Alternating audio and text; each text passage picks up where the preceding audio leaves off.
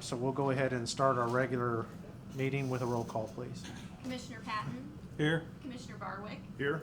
Commissioner Webb. Here. Commissioner Steckland. Here. Mayor Absher. Here. If you all would join me in the Pledge of Allegiance, please.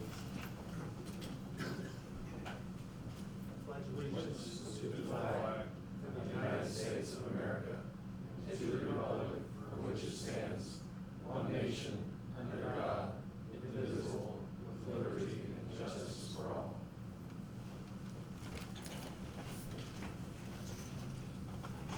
Okay, that brings us to item 3 on the agenda, which is our public comment section or audience to visitors, and subject to ordinance 3128, a copy of which is on the counter here, which governs these comments.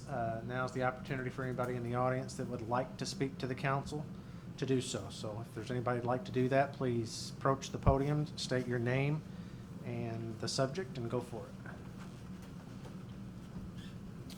Good evening. My name is Tom Crackle. I'm here to represent St. Joseph's Catholic Church in Marion and the Marion Knights of Columbus, and to pass the word to some of you who may not have heard, we're having our first annual Fall Festival, September the 21st.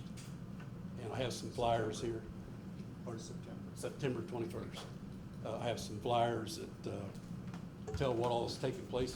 It's a full day event, starting at 8 in the morning with coffee and donuts and a car show at 9. There'll be live music starting at 1, and it'll be kicked off by our new priest, Father Brian Barker, who's a concert pianist and writes music and so forth. So it'd be really nice to hear him. Then it'll be 3 other bands and probably last till about 11 or so that evening. There'll be a beer tent, bouncy houses for the kids. We'll have food, brats, hamburgers, hot dogs, and so forth. There'll be a bocce ball tournament and a cornhole tournament and a 2-mile glow run at dusk, which we've laid out a new destination here so we don't have to cross Court Street. That was our original route, and then we found out it was part of the state highway, so we changed that to make it a little simpler. But hopefully it'll be something our community can benefit from, and for many years to come, we hope. So we'd like to see it grow every year, and it's actually something the church has wanted to do for a long time and just never had got it all together. So I guess that's about all I need to say, unless anyone has any questions. You're welcome to leave a flyer we can tape up in the window out here or put on the bulletin board, or you can do that yourself for that matter. But Okay, I have several here actually I can leave. okay. Thank you. Fine. Can I see your new Sure. map of the line? Sure. Because I did not like your first one.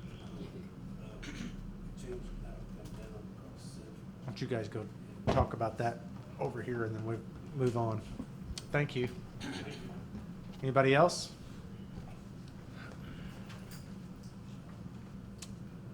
Okay, we'll move on to item 4, which is the consent agenda. We have quite a bit in this agenda, so first I will ask council members if they would like any of these items, A through L, Yes. removed.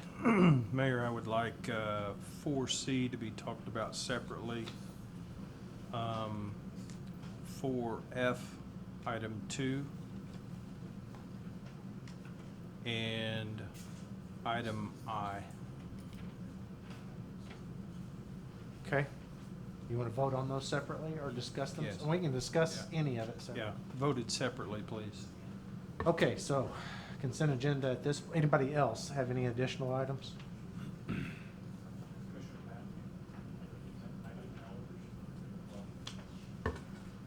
Yes, L. What did I say? Yes, L, item L. Not I. Looks like it, yeah. Okay, so for clarification, we're talking about the consent agenda, if it's so moved, would be items A, B, D, E, item F1, but not F2, item G, H, I, J, K. And then we will have a separate motion under new business, which would entail C, which is legal fees, F2, which is the Ford Transit van, and item L, which is Illinois Department of Transportation R-cut item. Is that what you Yes. intend? Yes. Anybody from the audience like any of these items removed or voted on separately? Okay, if not, then we'd entertain a motion, hopefully a second, on what I described there of the items under the consent agenda. I make a motion that we approve the consent agenda with those items removed. I'll Second that motion. second. Okay, any discussion on the items remaining? Okay, roll call, please. Commissioner Patton, Yay? Commissioner Barwick, Yay. Commissioner Webb, Yay. Commissioner Steckland, Yay. Mayor Absher. Yay. So now we'll move on to new business, and we'll create a new item here, which is the remaining items from the consent agenda. We'll call this, since we have let's see, what do we have? 5A. I don't know, how do you want to do this, Tammy, but we'll just call this new business C, legal fees. However you want to delineate that. So you want to discuss this item, Doug, since you asked for it to be removed? Do you want to Yes, discuss it first? And I think I have all of my questions answered because I've asked about, basically the bill itself. No disrespect at all, Mr. Lawler at all, but I have a little bit of a problem with this kind of an invoice at this point in time, but I understand where you're coming from as well. And I just felt like for that kind of money, we needed to publicly kind of air out maybe the discrepancy or the amount, I guess I should say. And I'll just say this, we got an invoice, last month, I think it was, for $81,162.13 for legal fees. And as I understand it, David, correct me if I'm wrong, most of these were early on in the process of this administration, I guess. And of course, there were some before as well, but I think it was turned into be a can I say a billing problem? Or is that unfair to say? No, it's not unfair to say. Typically, the city receives a monthly bill in legal expenses. You can see from looking through the invoice dates, some of the stuff was from January. So the council had this, but there's a transition in power, so to speak, with the new administration, but this is the billing problems in terms of not getting all of the bills until last month was our fault because of new software that we had taken on through the law firm, through a company called Smokeball. It was not capturing the right information. We were not able to itemize the way that I understood the city would like to see it broken down by department. So you could see that this was codes, this was police, this was hub, this was each department, as opposed to sending something that could not be itemized and broken down. We had been given not very accurate information from our billing company. It took us a long time to get it sorted out, so I'll take responsibility for the delay in time. You should not get a bill that captures 8 months of information. Moving forward, there's no reason that you shouldn't get something that is up to date by a month. It took us a while, so it's a fair question, and there's no feelings hurt. That's understandable. Okay. Some of the matter numbers that you reference, for instance, in very first sheet, third item down, 18,341.010. I'm assuming that matter is specific to a particular foreclosure that you spent time on. Yeah, and if you could see the actual matter itself, you could see specifically which property it was, what exactly was That's done. what Some of the stuff is That's what your matter number is referencing. correct. The And some of- property, the time, And some of this, and I couldn't give you the exact percentage, but some of this is not legal fees, some of this is actual costs. For Yeah. example, through the codes, which is probably a majority, I don't know if you broke it down, but a lot of it is Yeah. through codes, but with codes, a lot of it is actually cost, paying for example, a search on title, to make Right. sure that we have, clear title understanding as we're trying to foreclose on a lien. That's a $300 cost, that's not Right. a legal fee, but that's just paying, we'll use JSL title, for example, that's who we've done a majority of our title search through. So some of it is cost. Okay.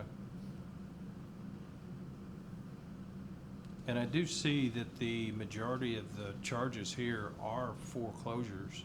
Is that foreclosures on properties that we now have an interest in? It's to foreclose the interest that we acquired through either the way that we write a lot of our tickets through the code department, for example. The most common example is a demolition. If we're forced to demo a house because it's in a state of disrepair, if the owner of the property cannot afford to do the demo, or we just can't get them to do the demo, we bear the cost, but then we foreclose on that property and will acquire interest in that property unless they pay the amount that we have incurred, both in legal fees and in any other work that's been done, including paying whoever it was that did the actual demo itself. Correct. Okay. I'm good. So these run through June, January Through to June. date. December. Well, some of them are December, but on the sheet that I have, the 4C1, January 8th is the first date that I see. my question, do we get a July invoice then? July, you'll get this month, Okay, so we'll be month to month. month to month. Do Yes, you know sir. how many properties we're currently foreclosing on? I mean, I'm counting 30 on this first sheet. Is Kathy here? Do you have a number, Kathy? How many we're foreclosing on now currently, approximately 15. And it's not an entire foreclosure. Some of them are, if we had to mow the grass, for example, the way that we're currently doing things, we mow the grass, and if they don't agree to pay the amount that we've had to pay our city department to do the mowing, we can foreclose on that lien through a foreclosure, which costs money. So foreclosure doesn't mean we're. Acquiring ownership. We're at No, the sir. end of the line and we're getting the property. It doesn't mean that at all. Foreclosure means some type of lien or that we have filed to get basically our money back. Yes, sir. Or for us to get reimbursed. Yes, sir. What is your hourly rate? that we do this? $175. So on this first sheet where we're showing the invoice date of January 8th, is that the date that you actually made the invoice, or were all of these items, all these matters worked on January 8th? That's the date the invoice was prepared. Yeah. I think that's what Mayor Absher was being a little more accurate. I believe the stuff that's invoice date January 8th, the work was done in December. Yeah. I first thought the same thing. Thought, wait a minute, there's not that many hours in the day. That's what I was thinking. And they only work one day a month? Yeah, but. There's I 5 get it. attorneys, but Yeah. I'm the one who's doing most of it. That's your invoice date. Yes, sir. And that's the total for that invoice on that date. Yes, sir. But it encompassed the whole month's worth of work. Yes, sir. Gotcha. Do you have the capability with your software in the future, instead of a bill like this, categorizing, let's say this first amount here, 18, or the matter number 18341.001, listing all the work that you did? We already do, and I believe that the mayor was We've able to got look to at do that. Okay. Not that thick. Yeah. And that was also nothing that will ever happen again. I brought the mayor 3 inches thick of invoices because that was when we finally got everything figured out. And that also happened to be the week that he'd been gone for 4 days. So it was Friday coming in his desk and seeing a stack. I apologize, Mayor Absher. It won't happen again. Another thing that's sort of independent of what we owe him, but I think kind of back of the envelope calculation, don't take this to heart, this number, but of the amount there, about $46,000 had to do with foreclosures. We've got, and as you just defined, that's not the end of the line. Yeah.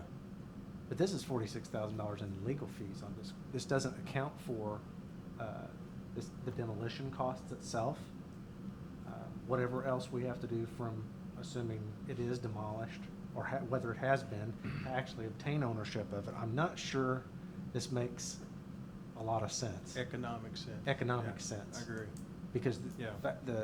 I don't know without looking at each matter, but it would not shock me by the time we're done if we would be lucky to get $2,000 or $3,000 out of the vacant lot that resulted from all of this work. Yeah. Now, the flip side of this is, absent foreclosing, we really don't have any way to force anything else to happen other than maybe taking certain property owners to court and asking the court to force them to do something on their own to their property. But that may be it may or may not be a judicious use of your time and effort, but it may be a more judicious use of the taxpayer dollar. Yeah. As opposed to us trying to do all this stuff. In this case, in all fairness, I didn't even know some of this stuff had happened in January, and here we are in August. I have no clue what our cost is on a certain property that we don't even own yet. Right. And may not Right. own yet. It's a really Yeah. difficult situation to get our head around. Which is why I think it's important that you've studied other municipalities to see how they're doing it. Because we've been doing it for this way for a long time is not a good answer. We need to make sure we're doing this the right way. And it's something I've thought a lot about, and I don't have a good answer, but you're right. If we can force them to, for example, there's a individual in our community that has a pool that needs to be drained. We can file a nuisance cause of action, drag them to court, and force them to have that stuff cleaned out, if a judge agrees that on our cause of action. But I agree, there needs to be alternative ways of looking at how to force people to clean up their own property instead of bearing our costs and then being second or third in line on this foreclosure. Yeah. Because if there's a tax issue, Right. we know they're always gonna be first. in line. Right. Right. Well, Second, second. even to your example, and to that point, we would still be paying your hourly fee to go prosecute the case in front of the judge. I mean, so you're not walking away from the legal fees. Right. I think the question, I don't know that we've got a good decision-making process. Well, and that was going to be one of my questions, David. Could we legally somehow set up for lack of a better term, a small claims court that would be separate from Judge Judy? No. Ask Mayor So- Apter, but he's been thinking about it. Something along those lines that would be, not only serve the purpose of Marion, but also the area towns to say, we've got to find a better cost-effective way to deal with these issues. Can we do that in a Regional way. regional way and at much less cost somehow? Well, Does it need to be a judge? Does it need to be an attorney? Can we just bring it before the board, or however you want to call it, and say, here's our issue? And could that be made to stand? It's possible. One of the things I did discuss with Mayor Apter was when I talked to someone at the Illinois Municipal League, Patrick Hayes, the lead counsel. If I'm in a tough spot and I'm not sure on an issue, I'll just call him sometimes. And I ask him about, a regional authority for code enforcement. Yeah. To help clean up some of these properties. Yeah. And Mayor Apter, we talked, you give your take on this, because I think the problem might be is how do you allocate and share the expenses and who's gonna ultimately be in control of it? It's worth exploring, in my opinion, but that's not my decision to make. I'm not so sure about the regionality part of that, but I mean, we do have, the interim step to that would be for us to establish our own municipal court. Right. And I don't know how to describe all the ins and outs of that, but essentially where we would bring all causes of action, whether that be any kind of ordinance violation, it could be a speeding ordinance violation, to something like what he is describing already, which is a nuisance on like a pool. But just locally, the county also has the authority, because I was reading through the one that we most commonly do through the code department is a demolition. The demolition statute specifically allows the county to also come in. So I spoke with Wendy Cunningham, who's the main legal counsel through Brandon Sinati's office, about whether or not the county was going to be interested in. And so I think that's something that we should explore, but I don't take actions on behalf of the council without you directing me to do so. Yeah. If that's something Yeah. you want me to explore and facilitate in any way that you think makes sense, Yeah. I would be happy to help. just kind of brainstorming a little bit. I think we have to find a solution, because we're chasing our tail if we think that we're gonna get on top of this by paying this kind of money to get paid back for somebody not mowing their yard. That's kind of the way I see it. We have to have the enforcement, and we have to have the teeth to be able to sink into it, but yet in the end, you know, are we spending $1 to save a dime, or to get a dime back? And to me, you gotta go, something's not right here. We just need to figure out what right is. So let me think on that.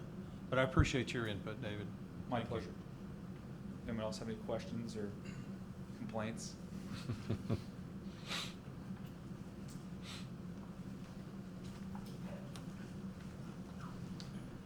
Okay, so we have this item broken out. I mean, either a motion to pay it, or I guess if there's no motion, then it won't get paid. That being said, I'll make the motion to pay Lawler Brown's invoice, the amount of $81,162.13 for invoices between 12/18 and present. I'll second that. Any further discussion? Roll call, please. Commissioner Patton? Yay. Commissioner Barwick? Yay. Commissioner Webb? Yay. Commissioner Steckland? Yay? Mayor Absher? Yay. Item, we're also moving to new business from consent of F2 at Mr. Patton's request. Yeah, I would just like for Dave to come up and speak to the matter. You know, I've talked to Commissioner Barwick about it, and kind of answered some questions I had, but feel free to take the floor and kind of explain it and the thought processes behind it. There was a little bit of a backstory to this. All this began last year, so this was well before I got here. But that doesn't mean I don't agree with it. I do. When the Marion Police Department formed their emergency response team, they did not have a vehicle. No, you can't function without a vehicle.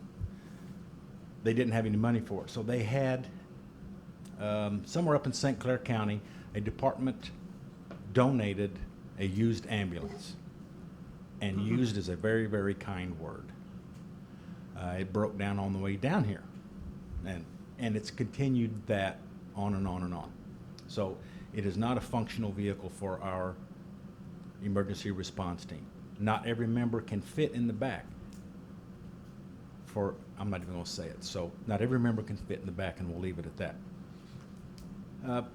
Our team leader was at a conference/trade show last year and saw a vehicle that he thought not only would make sense for his team, our department, but also it would the city and our citizens. And I'll show you a picture of it and you'll understand what I mean by that. The price tag on that was $127,200. This is fully armored, which is needed. And if anybody knows what happened Friday morning, that just reiterates that point.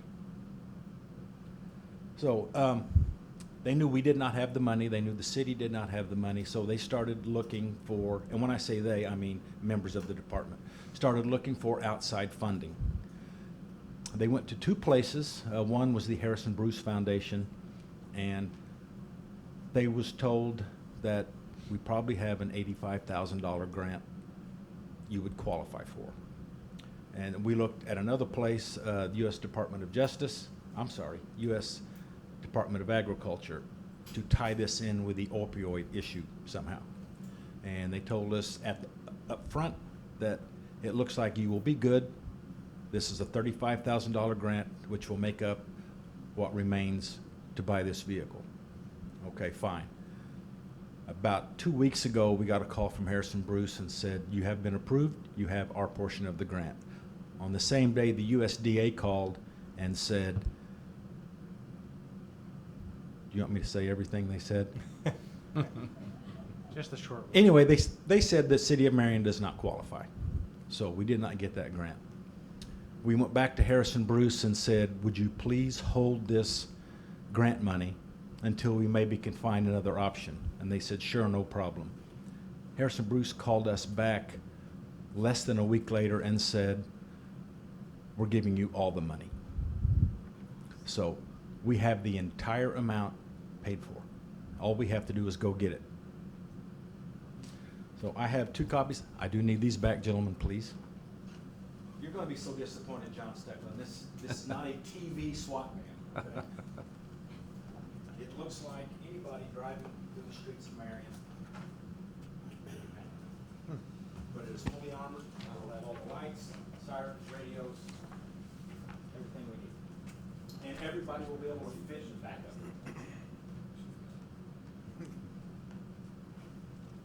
And Dave, tell me a couple, and tell the audience, just give me a couple of instances where this would be really, really, really needed. Oh, I can give you a really good one. In my previous life, I was a supervisor in the Illinois State Police. And for almost between 5 and 6 years of that career, I was the director of a unit called the Southern Illinois Enforcement Group. We refer to it as SIG.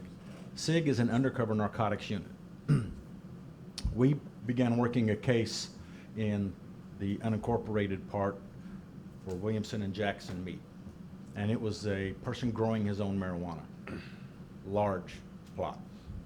So we started working it. We had enough to get a search warrant to go to the property and seize all these plants and have a chat with the person doing this. And something about it didn't feel right. I thought, there was booby traps set up, cameras and stuff. So I called the Illinois State Police SWAT team, and they come and served the warrant for us. As they were approaching the house, going down the driveway, the person started firing at us through the walls of the house, and then stepped out and continued firing.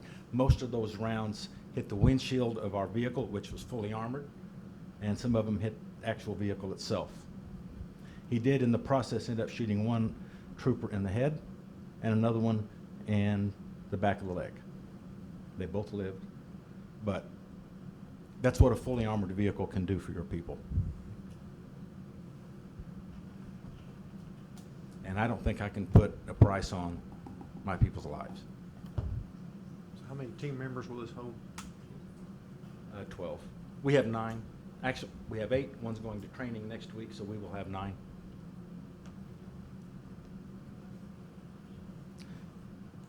It's not too often we're going to get something like this for free. Yeah, given the fact that it's not going to cost the city a dime, I don't see how we can not say yes.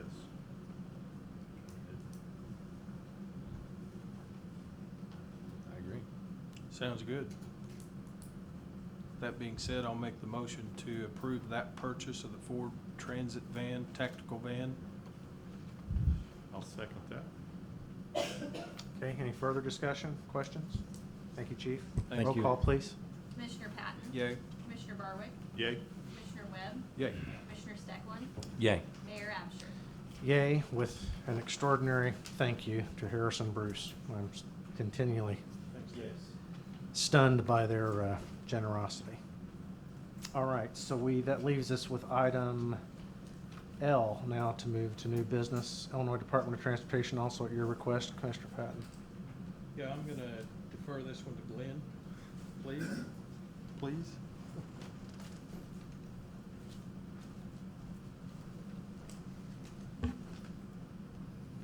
Approximately 2 to 3 years ago, the intersection of Norman Road and DeYoung Street, or Route 13 on east side of Marion, they being IDOT, reworked the intersection. They paid for the construction cost and the engineering, but one of the requirements was that the city of Marion had to acquire any additional right-of-way needed. In the northwest corner of that improvement, the city purchased a small tract from the Jack Bowman estate and formed a new right-of-way line with Department of Transportation's Route 13 right-of-way.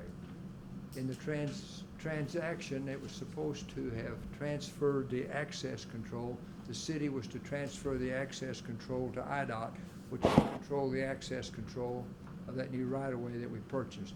Somehow it slipped through the cracks, it was never done, and in your packet, you should have the verbiage there for the release. And the city is giving the control of that new right-of-way to Department of Transportation for making a limited access. And that's the purpose of it. We're about 2.5 years late. But that will officially close the door on that project then. And you're not giving up anything because we don't need any access along that portion of the right-of-way anyway.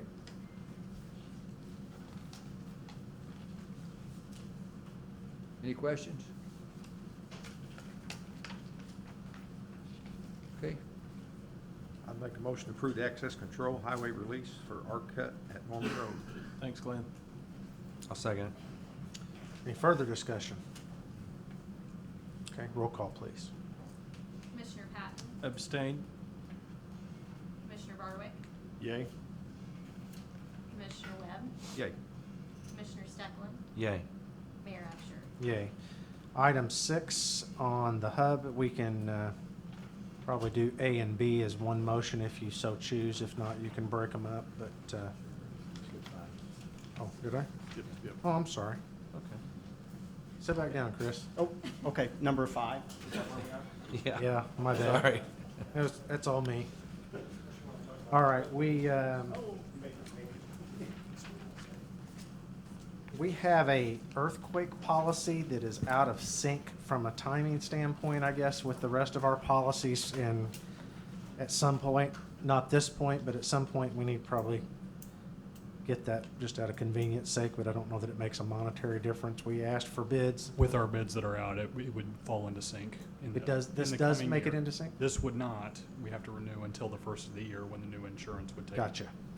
So anyway, we did submit RFPs. We got 2 bids back. Correct. You have a copy of those. It's the identical coverage that we have now, 15 million once we reach our $4 million excess, in which case Travelers would pick up, who's our general liability, once we hit that $15 million threshold. And this is a savings of, what? $9,200? Is that right? Yep. No, wait. The RSUI, $10,200, right? the risk placement services RSUI that you have, that's our current insurance, and that's what our renewal would look like. And then the catalytic quote that you have there was the other outside bid that we received. So it's $10,200 is the savings. Right. There's some fees that's been added, so that actually, Illinois fees, that will bring that up to a total of $27,257. The catalytic? And that should have been in the email. Yeah, I failed to copy that. Basically, it's So the difference between 36,000 and this 27,252? Yeah. So whatever that math is. all those fees that are added is the state required fees. $748, is that right? Coverage is all identical, perils are identical, everything's identical. Were these fees, I presume, inclusive of the 36,000 on that quote? They were in that quote, not in this quote. And we're certain that's the end of it. Okay.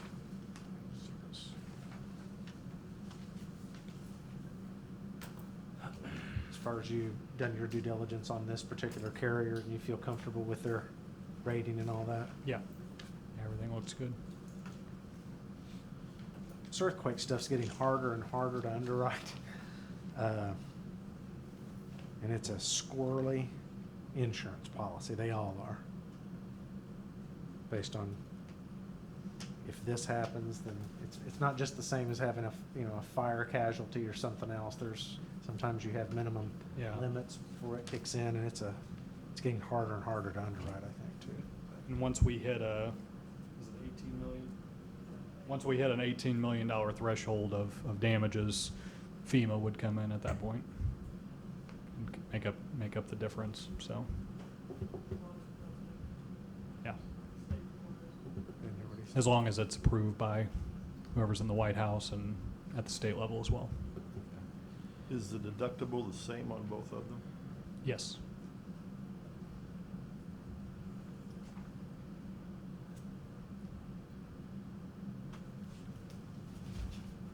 Okay, so we'll need a motion to accept one or the other here, guys.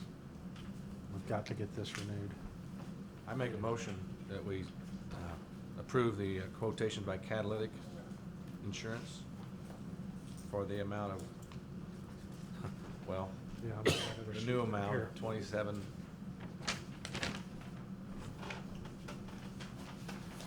Before quick question.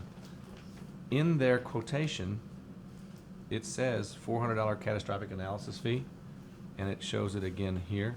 Oh, I see. Just the bottom four are the four that are added. Okay. Then I make the motion to approve Catalytic for $27,257 for earthquake insurance. I would second that. Any other discussion? Roll call, please. Commissioner Patton? Yay. Commissioner Barwick? Yay. Commissioner Webb? Yay. Commissioner Steckland? Yay. Mayor Absher? Yay. All right, now we'll move on to item number 6, and A and B, if you so choose, can be as one motion, or you can break them up. They are related. Good evening, council. So for the Hub Recreation Center, for item 6A, approval of a request for a new job classification for swim instructor trainee. The background of this is that upon review of looking at our wage structure relative to aquatics and instructors, and an increased need, actually increased demand of swim lessons for grant and non-grant purposes in the community. We see that an increasing number of, for instance, lifeguards are instructing, and our current swim instructor wage is at $20 an hour. That's how we began our operation, and the lifeguards, of course, have an opportunity to, and they're quite good at it, to an opportunity to teach swim lessons, and it's appropriate and commensurate with their experience or with certification. We drafted second job description, and that is for trainee. That basically consists of a starting wage. Currently, of course, it's going to change with minimum wage increase, but a starting wage for the trainees to start at 15. If they were to obtain on their own a water safety instructor certification, then they could go to that $20 an hour. Other job description as a swim instructor. So go beyond that with experience and certification, primarily the certification as the distinguishing factor. So that's... Where would they be hired otherwise if you weren't? They would be hired creating at this $20 an hour as a swim instructor. That's our only job code in order to teach swim lessons. That job classification at $20 an hour. So say again, what has to happen for them to get from the 15 you're proposing? they would have to take a water safety instructor course, an intensive training that would give them basically training and swim strokes and so forth. So that's the distinguishing factor between the two job descriptions. Taking that course, And you've and hired they would have people in to the do past that. at the higher rate until they passed this course? That was the way we started, but then the ability to actually teach it, even though we have an in-house trainer, we took upon ourselves training some of those individuals, but we reached a point of increasingly needing instructors to meet the demand for lessons, and therefore, the training, they basically have to seek those training sessions at approximately $200, $250 minimum for that course. And there's very few of those courses offered over a period of time. So they would need to either seek that themselves, or if we're teaching the course, they would need to take it, pay for that course themselves. And then they could increase their wage and go to that with that additional training. So training based. Are these two positions being created because of the grant that you got? We noticed obviously an increased kind of activation of some of our staff that wanted to teach, and that we had a demand for it. I think it came about in that period of time as far as a discussion of, hey, we need more instructors. Chris, We would. excuse me, is that a yes or no? I think we have thought that we need to make the adjustment, but the demand came during that time, yes. So after the grant money's gone, then these two positions won't be needed? No, they would remain, but again, it's certification based. So grant or no grant, we offer lessons regardless.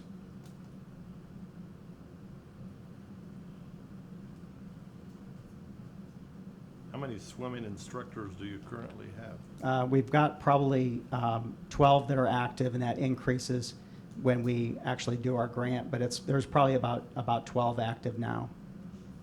And all 12 of these are working how many, the same amount of hours per week? No, they vary they do private lessons, they do group lessons. So it varies based on their availability, varies based on, a swimming cycle, basically a swim session for group swim lessons. But some instructors may have more private lessons than others, for instance, privates and semi-privates. So no, it varies based on the number of hours, based on demand and schedule availability. So to clarify, the people that are teaching swim lessons now have to be WSI certified? No, we started out that way, and we've had to get additional instructors, and so there are some instructors that do not have WSI certification. Okay, so So they would be. how many WSI certified people do you have now? I would have to check on that. I don't know the exact number. Less than 10, less than 5? There's approximately 5. I would put an estimate at. Okay. So if the new requirement is gonna require them for the 20 to have the WSI certification, and they currently don't, and they're making 20 now, are they gonna go down to 15 until they I don't achieve propose that, no. Why? Ooh, how are you gonna do that? I mean, if it's a requirement, I mean, I know in our business, we have certified techs and non-certified, and, Well, if we want to put a time frame on it, for them to do that again, the availability of courses. I think you gotta do something, because otherwise, yeah, it's just me, but I understand what you're saying.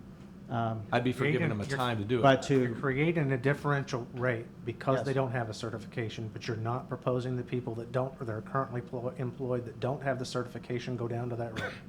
Is that what I'm hearing? yes, Okay. How many people, what is their demand for swimming lessons? What's driving all these need for additional instructors, if there's any additional at all here? well, we've stayed steady. There's going to be cyclical demand relative to, season, but the grant has basically, the new grant that we have, last year's grant, we served over 100 kids. And how many will you serve this We are year? going to serve 150. We're in the process of receiving those right now. We have a just under $5,000 grant, Make a Splash Swim grant, that we'll be serving 150 kids with, which is fully reimbursed by that grant, instructor pay, and transportation costs for those kids. Is there some kind of metric on how many students Yeah. for each instructor? Yeah. What is that? There's a four, generally, depends on the level though. There's a 4 to 5 ratio, but we have got some special needs kids that will be a 1-to-1. There's a couple of those that we're seeing with applications. But generally 4 to 6. Then we have 6 months to 1 year where there's actually the parents that are in the water with them. So those numbers are higher, probably a 10 to 12 to instructor ratio. So it depends on the age. It's very age dependent. So we're basically serving 6 months to high school age, 6 months to up to adult with this grant. All of your instructors you currently have, are they maxed out at 30 hours per week? Or No, they, based on availability, they may be doing 5 hours and maybe doing lifeguarding in addition to that. The max that they can do basically as an average is 19 hours per week to maintain their part-time status. So have you inquired with the ones that are only getting 5 hours if they're interested in getting more hours? We always do that, yes. We always review what their interests, what their availability is, do that on an ongoing basis. They want to teach. In your opinion, They- what's a time frame, legitimate time frame for someone to get that certification? Now, let's say we say this is fine, but we want to have you get this within this period. What's logical? If you're saying they only give it every 6 months, obviously we can't say you got to have it this month if they Yeah, don't even that's teach correct. it. So what's a good? I would love to say 3 to 6. We want the higher trained individuals. There's no question about it. Based on availability, as you indicate, I don't. 6 months. What I don't want to do though, is hamper our ability to offer those lessons and have, where we cannot serve the demand. If someone calls for a particular time slot, a particular type of instructor, male, female, based on preference, if we can offer that. I don't want to hamper the ability for us to provide them. Well, they'd still be able Keep to them do it. waiting very long. They'd still be able to do it. It's just we're going to say in 6 months you got to have this, or your rate now goes to 15. So they're still able to teach the lesson. They're just going to teach it for a lesser amount, or they can get the certification and stay at 20. That's fair. That's why I see it. And does this line up with American Red Cross and USA Swimming as well, as far as their requirements for teaching swimming lessons? That's obviously it's a Red Cross course, so they indicate that you should be WSI certified to teach. Right. We have very experienced individuals that have been in the swimming world for a long time. Right. And those individuals are ready to teach. Okay, so Red Cross has put their blessing on this and said, we will now create a new category. No, this is not a Red Cross directive. This is what we want to do This is internally. our idea. This is, yes. Okay. So in the description, it says the new swim instructor trainee position will allow new instructors without WSI certification and 1 year of swimming experience to begin swim instruction on a variety of types at an hourly rate of $15 an hour. I'm okay with that statement. However, if you look back on your job description, education and experience required, it doesn't say anything about and the 1 year swimming experience. Was that an oversight, or should that be added into? Because the way I see it, I can be a lifeguard and be in the water and around the water a lot, but that doesn't necessarily mean I can teach stroke, right? Correct.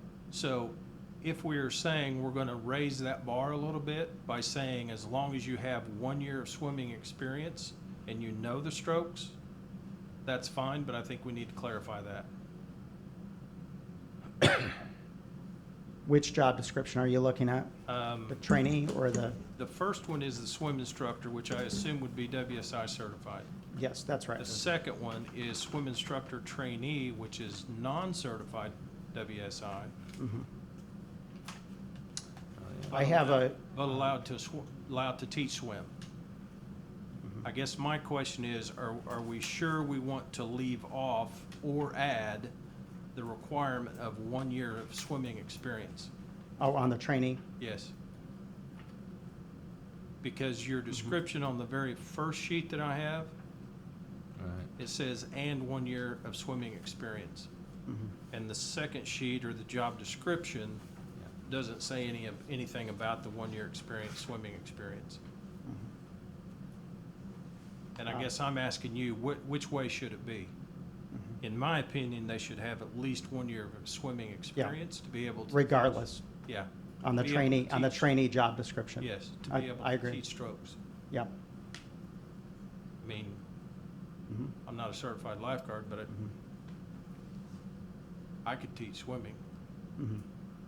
You know what I mean? Yes. We just need to make sure that our expectations are real clear on what we're expecting. Correct, I understand. I just want to understand, again, you're asking to create a new job classification.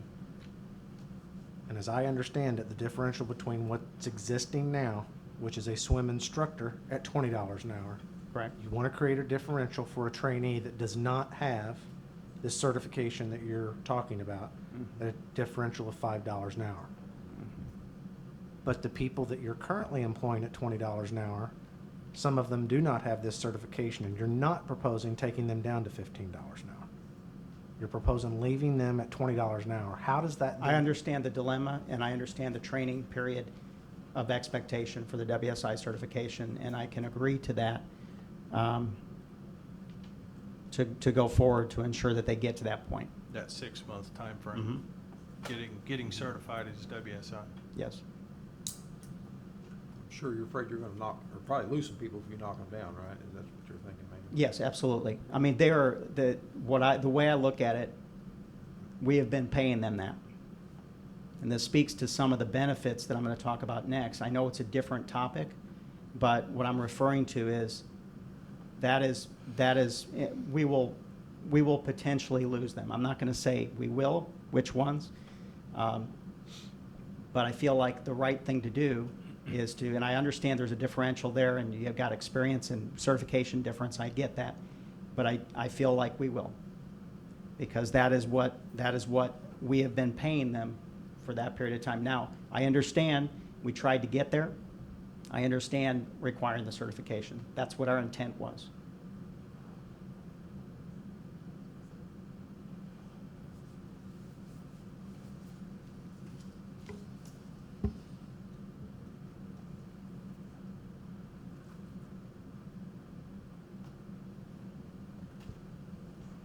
Do we have any further questions of him on this item, either of these items? Is there a motion of some sort or the other? I'll make a motion. I'm not gonna amend it yet. I'm gonna add in the time frame on it. And that would be we have a new classification of a swim instructor at $20 an hour, or swim instructor trainee, $15 an hour, but that the current swim instructors that we have that are not WSI certified will have to get that within 6 months, or they will be downgraded to the $15 trainee up until they receive that certification. I think that's fair. Do you, Chris? And here's why I say that. The extra certification is only going to help themselves out. Yes, it will. Not only in the hub's life or their employment with the hub, but on and on. WSI is kind of a, I want to compare it to the Boy Scouts, but it's kind of like becoming an Eagle Scout. I mean, when you're WSI, hey, you're there.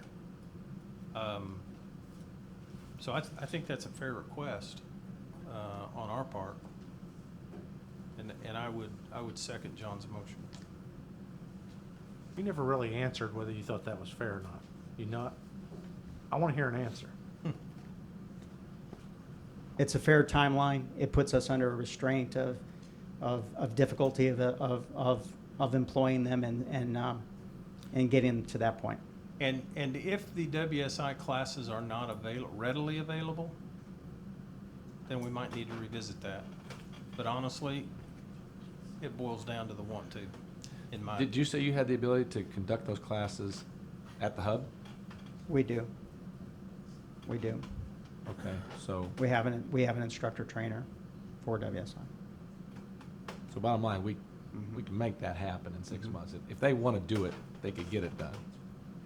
And as we intend, they will be paying for that class in order for them to maintain, or to get the certification in order to maintain their current rate. Sure, yeah.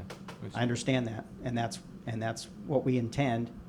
as far as anyone new taking WSI class, because we can't justifiably offer the class, so they will be taking that class. So, and that's fair enough for them to get the higher rate. Yeah. Is there a designation higher than WSI, Water Safety Instructor? Can a WSI teach lifeguarding?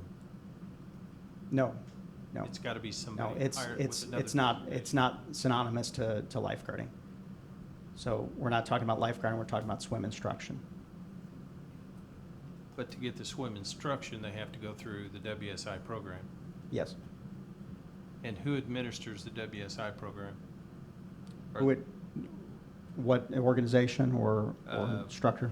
Yeah, what's the title of the person teaching the WSI It's a class? WSIT, Water Okay. Safety Instructor Trainer. Okay, trainer, Mhm. WSIT. That's correct. Okay, Yeah. and we don't have Which any, is- we don't we- have any WSITs, we just got WSIs. No, we have one WSIT Okay, in-house, which is fortunate. They're few and far between. they are, they are.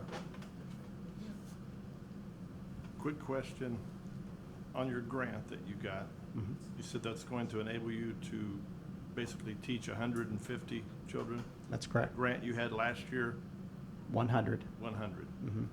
And we exceeded that amount. It was a $4,000 grant, Okay. this one. You lost any lifeguards since your for the last year? Are you For the- down on number? Oh, yeah, yeah. I mean, it varies based on, based on time, but are we down? What's your question? Are you down a number of lifeguards? What are you budgeted for lifeguards? How many lifeguards are you budgeted for? Well, we're budgeted for hours. I can refer to, we have lifeguarding hours, we have lead lifeguard hours. So these. So that you're it wanting doesn't have to do hire, with how many. You're not necessarily going to increase hours. They're going to fill in the gap. Right. Where your The- current guys The can't. lifeguards are different. The revenue-based program, the revenue-based department is Learn to Swim, and that's what we're referring to for WSI. Lifeguards, we have a set number of hours. It's not revenue-based. It's expenditure only relative, except for where we do lifeguarding classes, and then there's revenue there. But as far as lifeguard hours, say there's 275 hours in this period of time. I have to look at budget, but those lifeguard hours are expenditures. And there are a set number of hours that we have budgeted each budget year. So, but a different department, we have, last year, a year and a half ago, we split aquatics operations into 3 departments, and that consists of aquatics operations, Learn to Swim, and swim team. So that we can see where our allocations are, where our salary expenditures are, and our various other expenditures and revenues. So swim team, majority of revenue is in swim team and Learn to Swim. Okay. There's some revenue within our aquatics operations, but it's mostly expenditures.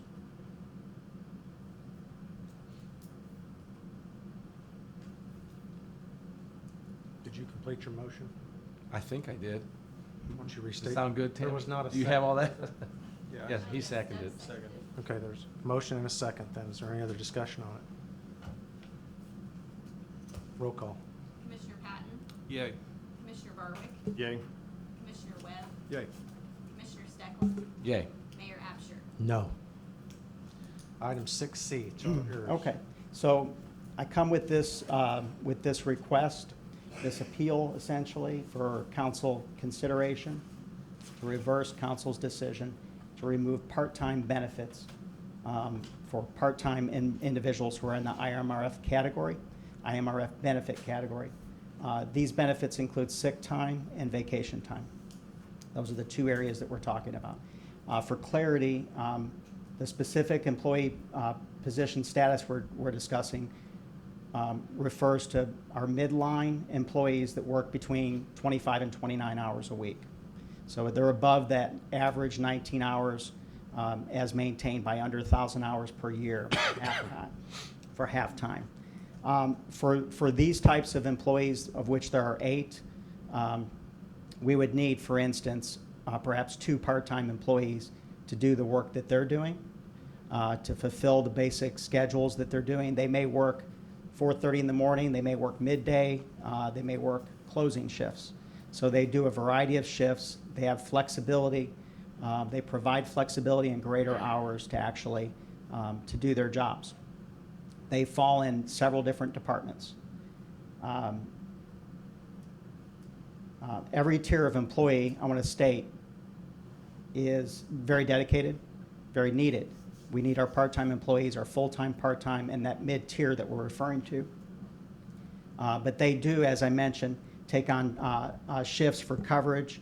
They train and develop into roles that take on more responsibility, in many cases going into lead lifeguard positions. They contribute greatly to our function daily and over the long term. What's been removed from them in their positions is the benefit of the sick time and vacation time. It gives them, as I say, flexibility. We have some individuals that use that sick time for sick purposes. We have them oftentimes use them for vacation time, for of course, time with family, doing mission trips. We've got many examples of their need and their dedication and desire to continue to work with us at the hub, but they've been provided these benefits from the start. In some cases since 2015, 16, and 17. For current employees that are affected, I believe it's wrong and unjust to remove the benefits that they have currently. I fully understand not offering that type of position, benefits in that position going forward with new individuals. They give, as we actually agree with them to do that position, to work more hours, to dedicate themselves in many, many different ways. They give, of course, as required into the IMRF benefit, the pension system, 4.5% of their wage. So if they're making minimum wage, they're having 4.5% taken from that. For the benefit on their part, certainly, and our part, we benefit from them working more hours, say 25 to 29 hours. It's been an agreement to them, in my opinion, that they maintain that they have worked under those conditions with those benefits. I'm going to say it's budgeted for in our current fiscal year. And furthermore, in this budget year, we're losing 2 full-time. We have lost 2 full-time individual staff positions. And I'm not under any delusion of replacement of full-time positions or even part-time positions. So as of this year, 2 full-time positions have departed, and we have 1 part-time benefit in this category that has departed, and 1 probably in the process. Again, it's within budget, and again, it's a commitment. It's an initial commitment with them, where we sit down with them, myself, the department supervisor, after I have had in the past city approval to add these, and discussions with the treasurer's office. This is previous. We have not added any in the recently, but it was essentially approved, and we told them this is what benefits you have going into this position.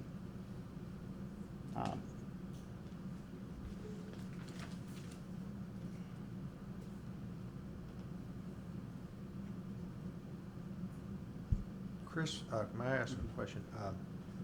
Those part-time employees accrue their vacation or sick time on a prorated amount since they're not working? Correct. A prorated amount based on the percentage of what hours they work. Okay. So it could be 75% of what full-time would be, 50%, 25%, depending on what what hours they work. I was thinking it really would. So be they fair could to have- accrue the same amount as a. They would full-time, not. yeah. They do not. Okay. So they may accrue six hours of sick time per month. They may accrue 9 hours. Their vacation time, they are not granted that, of course, until a full year of service, and they have to use it by the end of the year. Did I understand you to say that you do allow them to use sick time as vacation time? No. I may have mixed that in my delivery. Okay. Sick time is sick time, and vacation time. Some of them use sick time for health issues that they have. They're in the hospital. they cannot come to work, they're sick. Right. They've got Without doctors, vacation. they've got doctors' verification of that. That's what I thought you had said. No. Okay. No, pardon me. No, vacation, but there's others that are gonna use their vacation time as vacation on a pre-approved basis, you know, for when they have that vacation to use. We tend to have at the hub kind of two categories of what I see. You know, there's probably more in many respects, but we've got career-oriented staff that are not going to stay with us for the super long term, but they may stay with us for 2 to 5 years, 2 to 3 years, and that's a real benefit to us in reducing turnover. We've got career-oriented staff that they're not going to be with us to be vested. So there's no city contribution to that system in the long run when they depart from us. We have retired individuals. That is our second category that I see. We've got 2 retired individuals that work with us, and that affords them flexibility within their retirement to continue to serve the community and work with us and serve our members and guests. One individual had to recently take sick time, hospitalization, doctors, and so forth. We had another individual on an annual basis takes a mission trip with his wife. Another individual, more career-oriented, that takes a mission trip on an annual basis. And regardless of how vacation time is used, I know it's their vacation time. The discussion we have here is this was how they operate. This is how they have served the hub, served the city and their community. And going forward, I fully understand changing that, but I request consideration, respectfully request consideration for not removing that from individuals that currently are there. To stop their accrual, basically, is telling them, you know, and we have other ways, and we're saving in other ways. We're fundraising, we're reducing expenditures, we're reducing staffing at various times of our operation. But to remove that from them, I think is wrong. I think it's unfair to them, and I think it's unnecessary. I think in terms of how we're making adjustments in our budgets across the board, I don't think it's the right thing. How much adjustment have you made in your budget, Chris? I'm sorry? How much adjustment have you made in your budget? We made, within our membership department, $8,000, $8,500 is what we will see over the next nine months. So starting in August, we made that adjustment. That's within membership alone. We are consolidating sports and rec and fitness staff in order to kind of cross-train them and have fewer on duty. So we're in the process of doing that. We've done fundraising. Sports and rec and marketing has done fundraising. I'm not asking you how you did it. I'm asking Expenditures. how much. How much? $250,000 in the hole when we started for it. Where are we at now? Well, we're 1 quarter into the, we've made adjustments in staffing. Have we dug into that 250? I would say no. Have we started the process? Yes, we have. We have on both ends, on revenue as well as cost savings as far as staffing goes. But I don't want us to sacrifice our ability to serve our members in our community. It has to be a sustainable model. I get that, and I'm listening to everybody loud and clear on that. But to do that to dedicated employees on this benefit side, which probably, and I was given a number of about 30,000. I don't know if that's citywide. I'm not sure if there are any others affected. I know we're disproportionately affected because we've gradually, as we've grown, we've gradually increased those benefit employees, those positions that we're talking about. We've gradually increased them in addition to gradually increasing our overall staffing because we do a lot in the community. And we have high membership. We want to maintain that. We want to maintain service to the community, and you have to have dedicated employees to do that. Is our membership about the same as this time last year, or has it grown or is it less, or? We're staying sustained. you know, we see an increase, of course, around March, April, and then we see an increase in November and January. So yeah, we're sustained, but we need to serve those members that we have there. So I think there's 8 total employees affected at your place. That's correct. Steve, do you remember the library, how many? Was there I think one at the library? I think. I can't remember the total. Yeah, I was thinking the total was like 8 total. I thought there was, I thought Alex had said 6 at the hub. And 1 at the library and 1's. I know- where, Steve? I know the hub is most affected because. Yeah, by far, yeah. By far. Yeah. I think everybody else maybe Maybe 1 or 2 one or outside the two, hub, yeah, put it that one or way. two, yeah. But total, I was thinking 10, 12 maybe. No, I don't think, Not that many? No, I don't think so. You have a comment? Mayor, I don't mean to interrupt. I am one of the ones at the hub that is retired, and I've been working there since day one when they opened the doors. I was working in cafe before they even had water in the Aquatic Center. And it's been 4 years, and yes, you did give me, at the time I was working 20 hours for about a year. And they asked me, would you be interested in more hours? I said, sure. Give me 30. I would love to work 30 hours here. I'm retired. I don't answer to anybody.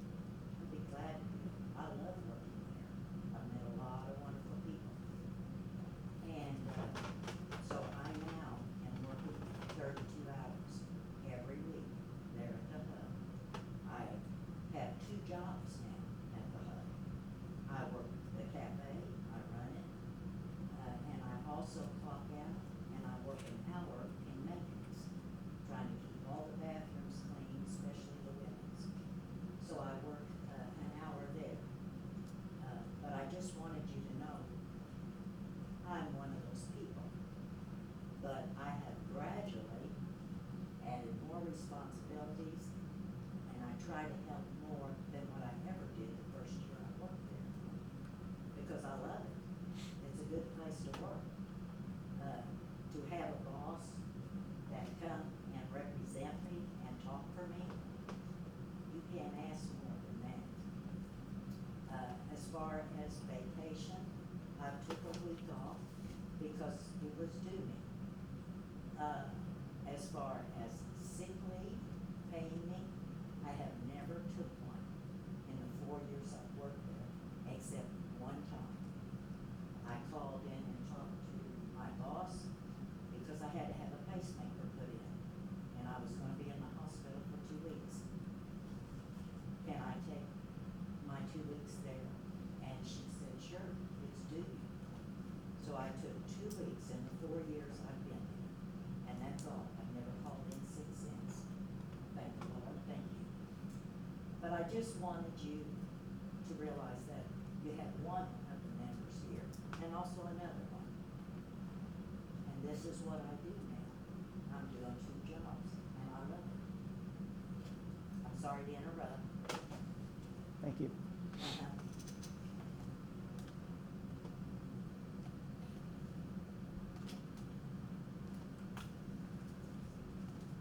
You said your piece?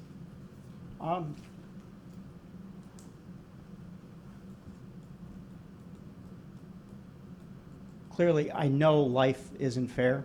Benefits change, and things can change for anybody. I just don't think it's reasonable for these individuals who have dedicated so much to pull it from them. You know, as I say, we're shifting, we're making dramatic changes, but this, with any losses of these individuals, we would have a harder time to operate. And we would have to get additional part-time employees or cut certain services, and I don't want to do that. We have to become, and we are becoming increasingly critical about how we and what we offer in terms of services. So we are doing that. So we're changing the way we operate, but we still have to serve who we serve right now. We have to serve our members and our guests. That's what we're dedicated to doing.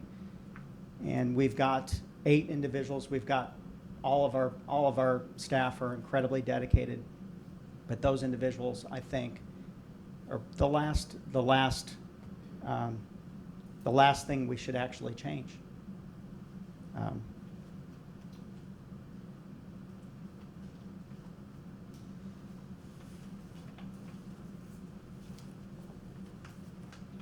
Okay, so now I'm going to give you my piece. First of all, I want you guys to understand that are here that might be affected by this. First of all, this isn't my agenda. The council discussed it when it was brought up. Here's my perspective on it. The last employee manual that was written was ratified in 2014. This was before the hub was even online. Even when it was being contemplated of being online, as I recall, we were to hire a management company that would actually be employing the people, not the city directly. At no time was it ever contemplated that the city would have 100+ part-time employees. If any, in 2014, that I would be surprised if there was more than 1 or 2. Probably no more than what we have in the other departments, like we talked about, library and so forth, prior to the hub existing. Some of you I know pretty well. And I don't mean any ill will towards any of you individually.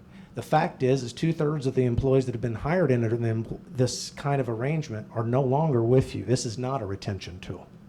It's just an expense, at least in terms of those 2/3 of the people. I grant that that absolutely affects those of you that would be left. And does it seem unfair? Yes. It also seems unfair that a facility that 5 years in that was projected to be breaking even is still losing $250,000 of taxpayers' hard-earned money. You just admitted that we are making no inroads into decreasing that amount. Is that anybody's fault? Am I blaming anybody? But you say on one thing we're making tremendous inroads, but then I just asked you, well, how much, Chris? How much? And you said 0. We haven't made any budget. This is easy to understand. Part-time employees in any other environment do not receive paid time off. It's only a construct of the city of Marion. And we constructed it in all fairness to those that would have constructed it prior to this even being contemplated. It was an artifact left in an employee manual before the hub was even online. First time in 5 years that we even looked at doing that. New council came along.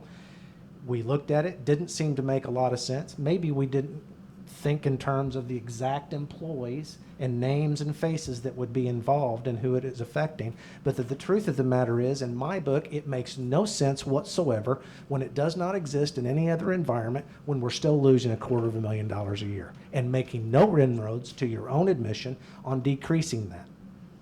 That's my 2 cents worth. I'm sorry if that affects anybody, if it hurts your feelings or anything else. My responsibility is to the taxpayer of Marion, not necessarily to each of you, although I appreciate your service, and I'm not trying, me personally, it's a council decision. My intent's not to harm any individual one of you, and I can understand how this really stinks and you don't think it's fair. I even admit that maybe it's not fair.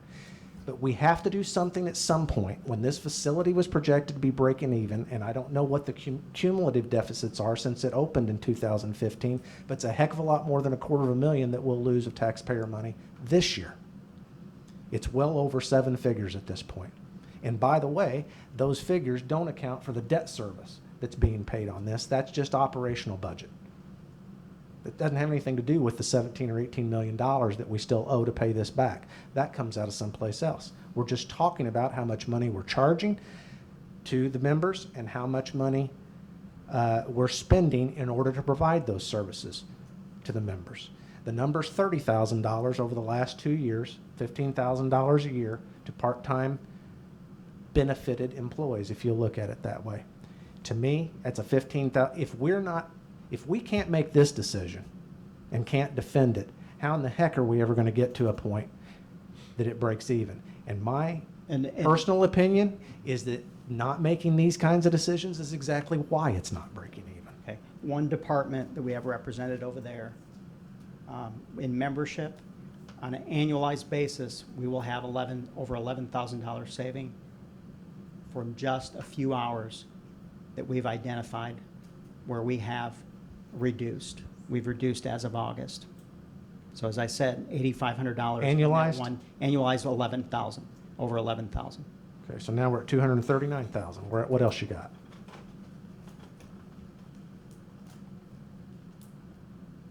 Not trying to be, this is just the truth. It's just the truth. We're not talking about the truth, as far as this budget goes. And you say that this thing is budgeted or that isn't budgeted, yeah, but it's budgeted as a loss. And we've got other problem areas in the city. This one's going to have to be tackled eventually. I just want to make it clear. My position on this is not changing, and it has nothing to do with the individual personalities that's involved. I hope you understand that. If you want to be mad at me or something like that, then so be it. I raised my hand for that. You guys got any questions of Chris on this item? We need to move on. We don't have an action item on the agenda listed, so we're not going to vote on this tonight. Will that be at next council? I don't know. Or a Chris. special meeting? I don't know. We'll see. Maybe it will, maybe it won't. That depends on the rest of these guys, but it would be illegal for us to take an action on this without it being on the agenda. So that would be up to you. If you guys want it on the agenda, then you guys can get it on there and we'll vote on it. I request that it, for what it's worth, I request that it is on an agenda. Well, that's not your domain. That's these guys' domain. It's my request. I understand, Chris. Okay. You've made your position abundantly clear on this. Thank you. Okay? I allowed you this time to say your piece. Please be respectful of it. I am. Thank you for the time. Appreciate it. Moving on to item 7, which is to approve an intergovernmental agreement, which you had in your packet. We've also handed you a red-lined agreement that I hope, do all of you have this red-line agreement? You're reading the wrong one. Yeah, we got one. This is the one you need to be looking at. The stuff that's in red is a misunderstanding that I had when I constructed this agreement. Yes? Jim, do you have it? Yes. You've got it? The only changes you'll see here had to do with I understood the rate that we were being compensated was inclusive of FICA and workers' compensation insurance after Commissioner Barwick pointed it out, and then I had a subsequent conversation with the president of the school board. That was my misunderstanding. The school board is contemplated to reimburse us for those figures, which will allow us to hire the part-time police officers. For those of you who don't have this in your packet, I will tell you, or with your agenda, I'll tell you what this is. The council, among other things, set as a priority that we at least initiate discussions with the school district on how we can staff the remaining district buildings that do not currently have a Marion police officer inside of them, and station a sworn officer in those buildings, namely 6 other buildings. There's 7 in the district, the high school already being staffed. So we started those conversations, included with the police union, with chief of police, the council, school board, and we do believe we have a way which entails hiring retired law enforcement personnel.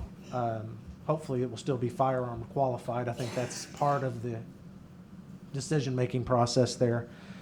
And have these as part-time, sworn, uniform Marion Police Department employees. And so that is what this agreement contemplates.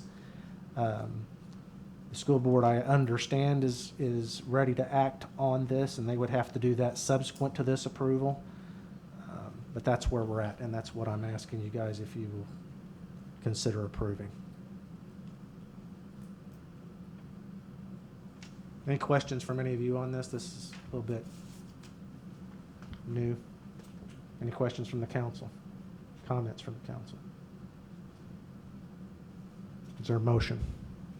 I'd make a motion that we would approve the intergovernmental cooperation agreement between Marion Community Unit School District Number 2 and the City of Marion with respect to cost allocation and provision of a school security officer as portrayed in the red line. I second that. Any further discussion? Okay, roll call, please. Commissioner Patton, Yay? Commissioner Barwick, Yay? Commissioner Webb, Yay. Commissioner Steckland, Yay. Mayor Absher. Yay. Item 8. Yes. Unless anyone on the council has an objection, we're going to begin advertising first thing in the morning. Okay. Everybody understand that?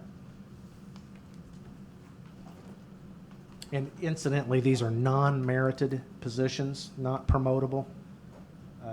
No stripes or bars or anything like that. So the merit board will not do this process as they would for a full-time merited position. So this would be up to the police department to recommend us ultimately to hire. Okay, item 8 is the pavilion. I think Jared is here. Jared? Okay, we had, council had budgeted last year for this year's budget for carpet replacement, which apparently is long overdue for the pavilion, and Jared advertised for bids. How many did we end up getting back? I got bids from 2 companies. 2? That's There's them. three envelopes. Yeah, I think Distinctive Interiors, I think, submitted 2 different ones. Okay, so let's open them. It's like Christmas. It's not like Christmas, that's when you get stuff, not when we have to pay. This is the bid from Floorscapes by L&P.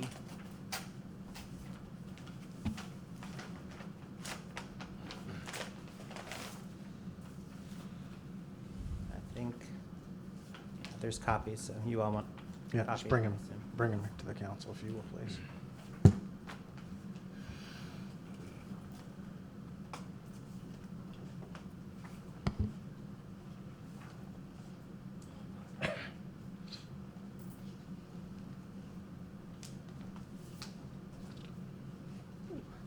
What's the second bid?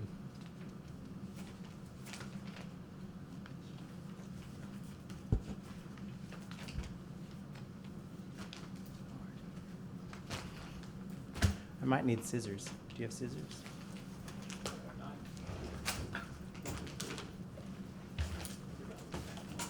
It's really like Christmas. This is how I wrap my gifts. Lots of tape. I'm not sure that's legal. Yeah. Sure it's safe. I think I pulled that out. How'd you get in with that? Yeah. Good question. I feel really good. Keep you safe, chief.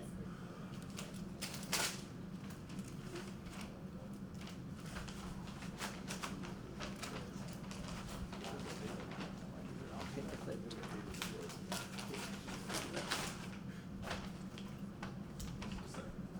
You help me first. Well, I don't know if they're all I guess they're all the same. So complicated. Yeah.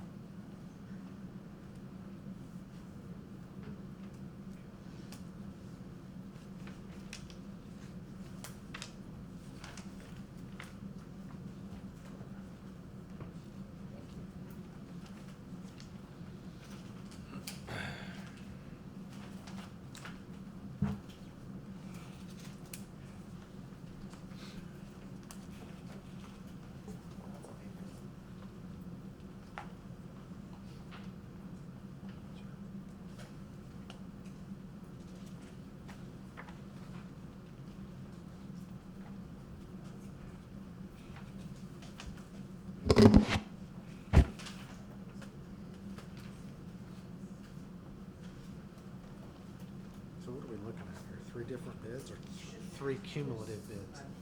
Three cumulative, 2 from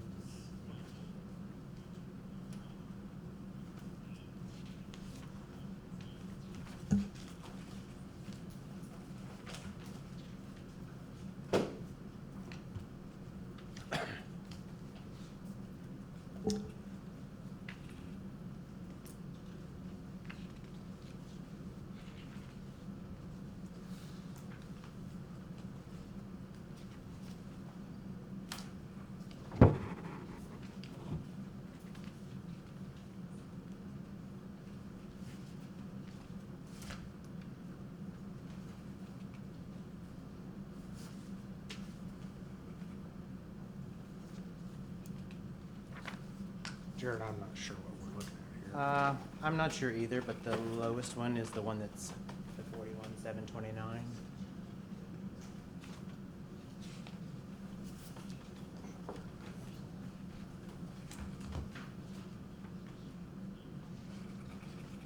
Is there a reason to quote labor and materials as separate? I'm I not don't- accustomed to that. Yeah, I'm not, I don't know.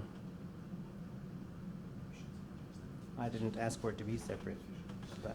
All right, well, I'm gonna make this simpler. These are both well above our budgeted amounts for this, so can we table this until we can decipher exactly what these bids are? Sure. And come back? Is that acceptable to everybody? All right. Commissioner reports, Accounts and Finance, please. It'd be you, Doug.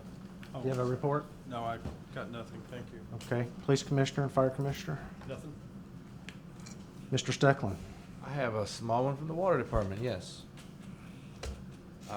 This is about our, the Water Department replacing and putting in the new water meters all throughout the city. As of now, we've got a little over 7,500 completed, actually 7,647, with about 1,100 still to go. The reason that's all taking place is because this allows us to find a leak almost instantaneously versus waiting till you get your bill and go, oh my gosh, what's happening? So we can find this within 24 hours. So, and they're installing about 250 of these a month, so I think the guys have been doing a great job, and we should be done in about, what, 4 months, 4.5 months? Everybody will have a brand-new meter. That's it. Okay, Commissioner Webb? Only thing, Terrence, he handed me like a Julie total for the month of July was 300 total, right? So we had 300 requests for Julie located, so staying busy out there. How many? How many? 300 For July. July. Okay, item 10A is, under miscellaneous, is discussion of your demeanor. This is not a decision that's being made, but this is reasonably binary. We've got to decide whether we are going down a path to legalize marijuana to be sold, adult use cannabis to be sold inside of city limits, or the opposite, which is to not allow it. And there's a set, if you recall from about 2 or 3 meetings ago, I gave you an IML handbook that kind of showed you those two different paths. There'll be ordinances that need to be passed if we do allow it, ordinances that need to be passed if we don't. Starting, this all sort of comes to a head January 1st, I think, when the Illinois will start determining who gets these different licenses. So we really got to have something in place, either yay or nay, for that. And so it's kind of a weird situation to ask, but I've got to know which set of documents that we work on between now and either the next meeting or the one after that to enact this. So I guess for lack of a better term, I need everybody's thoughts on where you think you'll land on this in a straw poll, or if you will. It's not final. We're not actually acting on anything. I'm saying, which set of ordinances do you want me to prepare? Somebody's got to go first, or I'll call on you. I'm of the opinion, no. Not to allow? Correct. Not to allow. Commissioner Patton? I'm probably on the fence right now, but leaning heavily toward the no side. So that's half no? Commissioner Webb?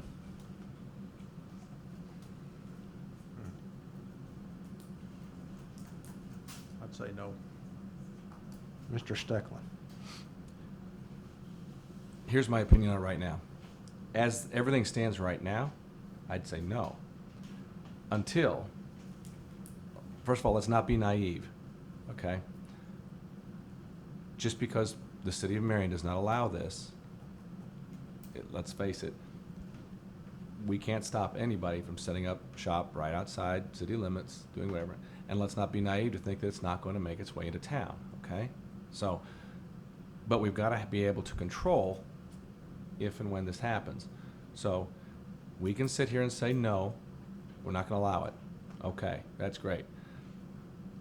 I don't think that's gonna solve our issues unless we can get all these questions answered that we need as far as who gets to sell this, where they get to sell this, when they get to sell this, all that kind of stuff. So I'm of the opinion, I'd rather have more control over that than just say, no. We just say no. Because now we don't really have an avenue, I don't think, to say how and where and if it's done. So while I'm not in favor of it personally, I'm also not naive to think that it won't make its way all through the town, okay? Somehow. I mean, our police is gonna deal with it. We're gonna deal with this effect. Unbeknownst, I mean, it wasn't our decision, okay? It's a state decision. So, I'd lean no for now until we get the stuff in place of the particulars. And maybe that comes from the state. Maybe it doesn't. If it doesn't, do we make our own? You know, my suggestion, I think, would be, we're not the first state that's legalized this. So let's reach out to some municipalities in those states, same size as ours, and say, what did you do? You know, how did it affect you guys? Find ones that said no. What happened there? Find ones that said yes. Find what happened there. And compare the two and see which one might be the better way to go. That's my opinion. So is that a half no or a half yes? Sure. Do we know, have we heard anything from Springfield? If we say no, can we come back 6 months from now or a year from now and change our mind? That's a great question. That's one I asked, and I don't know that we got a great answer with it. Here's the reality of that. There's only so many licenses. Is that the right term? Licenses? I guess that's the right term. That they're going to grant starting January 1st, and then I think there'll be more as time moves on. That's the plan. I think what happens is if you don't allow it at first, because that's really what my demeanor was by default, was why do we have to do it right now? I'm concerned what the unintended, unknown consequences downstream are. Why don't we let somebody else be the guinea pig? And if nothing bad happens, then we can make a decision.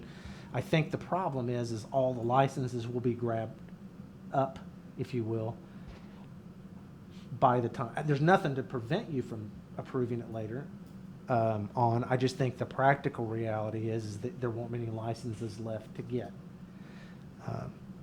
So from what I don't know that anybody knows exactly how that Process, plays out. originally, I was adamantly no. And the more I thought about it, like you said, we're gonna deal with this problem, whether we have it for sale in Marion or not. So my thought process then went to, okay, we're gonna get 3% sales tax on it to help combat the problems. Then, But 3% of what is what you don't know. You 3% can't, of what, you can't exactly. quantify that number. right, that's the unknown. Granted, it's And then more than back to zero. what I you don't know what it said, is. that if we allow it in the city, we can control, sure, we can control where it is in the city limits, but if they decide they want to start selling it at the Harbory, which my understanding is They will. medical marijuana facilities will have first shot at it. So we're not going to be able to control whether they sell it or not. So we're only going to control within the city limits. So after thinking about that, I just don't think, you know, it's still federal law, it's illegal in my mind, it's not right. The 3% of what, I don't know, will influence me enough. I mean, I know we're gonna have to deal with problems, and that's why I was asking if later on, if the problems were to be so great, you know, and I think the people that are gonna see the problems are the police department. That's who's gonna be dealing with most of this. So I flip-flop back to no. Well, all right. Well, that's why I said let's ask cities who. I mean, there's not a city in Illinois that's dealt with this, Yeah. but there is in Colorado and other states. So I have been let's- online looking and reading articles from Colorado and California, and all the articles that I read from most of the cities wish they had never You know, and done it. that's what I'm saying. If we poll 6 or 8 towns, and they all tell us you don't want any part of this, then I think that's a pretty good indicator that we don't want any part of this. But Well, for my part, I don't want any part of it, so mine's a no. I'm not sure that 3% would pay our bills as far as the other problems that we'd be getting by getting it. That's kind of where I'm at. You could argue it either way. You know, you could could. say that once you make it legal, the allure of the illegal Yeah. problems that we have now kind of goes away. We're handling it now. We just aren't quantifying it. Oh, that's a Right. legal marijuana or a illegal marijuana. I think we have the same issues now. In theory, your crime might actually go down because now that it's demystified or it's not illicit at that point. Who knows? I just don't personally see any redeeming factor outside of medical uses for marijuana. I just can't see a your redeeming. police responsibility, whether we sell it in town or not, I don't think it's going to change. And by all indications, the county is planning on selling it. Right. And that's obviously the moment you step 1 inch outside of city limits, that's where it can be sold. Although maybe not. Maybe we can, within that 1.5 mile limit, we may have some discretion there too. I'm not sure. But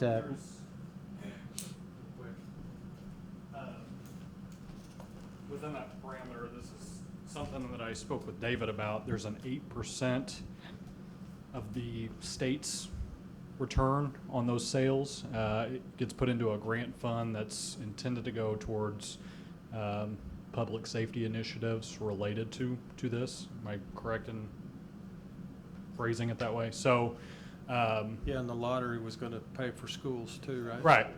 So of that 8%, that was going to be opened up to every municipality, regardless of whether you're allowing to sell it or not, but they're going to be in the form of grants. So I'm sure points will be given to those municipalities. I mean, granted, there's going to be an increased cost probably with the public safety aspect of it. Once it's, I guess, there's an avenue for testing for it as in the form of a DUI or something like that. But David seems to think from the research that he's done that regardless of whether or not we allow it, we would still be able to apply for those 8% funds. But I guess that remains to be seen, especially since it's set up in grant form. I would think that there would be priority points to communities that allow the sales, but I don't know, maybe not. well, regardless, we won't be the only one that goes one way or the other. Everybody's got a decision to make, so I got enough information. Mayor, I might Yeah. add on this first page of this IML handout that you gave us, under business regulation, it says, in addition to zoning authority, municipalities will have the authority to allow for on-use or for on-premise use of cannabis at location to be determined locally. I don't know what that means. I don't know if the patio, Yes, that's what whatever. it means.